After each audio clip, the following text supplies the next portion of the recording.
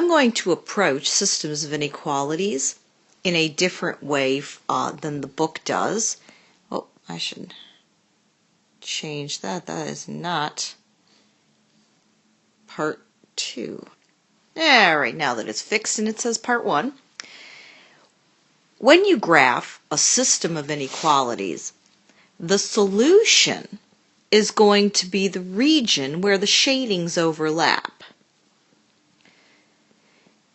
When we graph an inequality, we always shade one side of the line. The line that we draw is called the boundary line. But when you graph two inequalities on the same graph, the solution needs to be where the shades overlap. And that has a special name. It's called the intersection.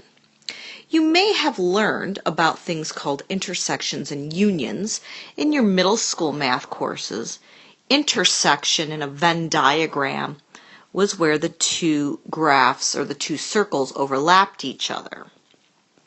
And then union was when you put it all together. So we're working on intersections.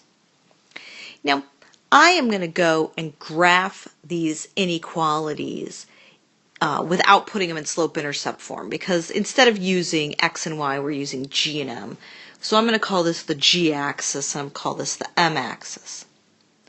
So what I can do is instead, for this particular inequality, I can graph the x and y intercepts, or in this case, the g and m intercepts.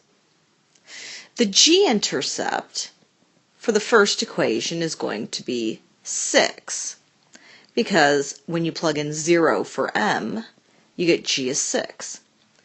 The m-intercept is going to be 6 as well, because when you plug in 0 for g, you get 6 for m. And then I'm going to look at the inequality to see what type of line I'm going to draw. Am I going to draw a dashed line or a solid line? Well, in this case, it's going to be a solid line. Make sure my solid line turns out nice here. All right, here's my line for g plus m greater than or equal to 6. The shading for that line, because it's greater than means above. Instead of shading, I'm going to draw some little arrows, and we'll come back to why I did that in a moment. Now let's look at the second inequality. The g-intercept, what I get when m is 0, is going to be 4. And the m-intercept, what I get when g is 0, is going to be 10, which is up here. So this line, which is also solid, is going to be here. Since the inequality is less than means shade below. So I'm going to shade this side of the line. Now what I want you to notice is that the two boundary lines on this coordinate plane break the graph into 4 sections. We'll call this region 1. Region 2 is between these two lines. Region 3 is this whole section over here. And then this is region 4. We want to know of those 4 regions where the two shadings will overlap. Where are the little arrows going at each other? Well, it turns out that they're going at each other in here. All the ordered pairs that lie in this region, or on either of the lines, because they're solid lines, will be a solution to this system, but only the inequalities that lie in that shaded region or on the line.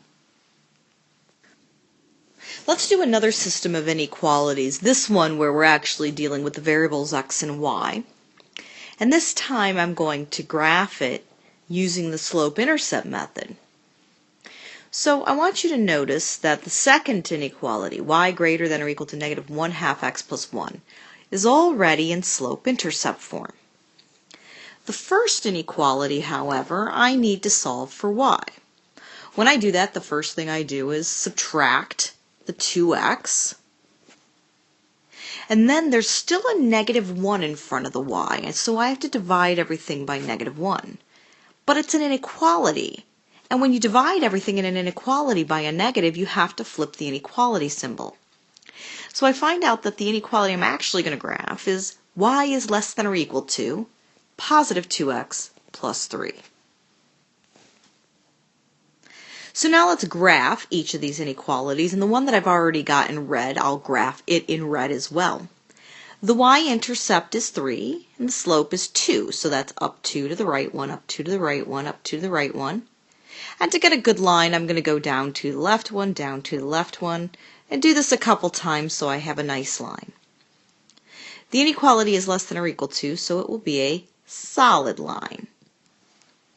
Since the inequality is less than or equal to, the shading will be below. This is the direction where the shading is below. The second inequality I'll graph in blue. Y is greater than or equal to -1/2 x plus 1. So the y-intercept is 1, and the slope is -1/2. So that's down 1 to the right 2, down 1 to the right 2. Let me get rid of that little dot there. I'm going to do this a couple times. I'm going to go the other direction.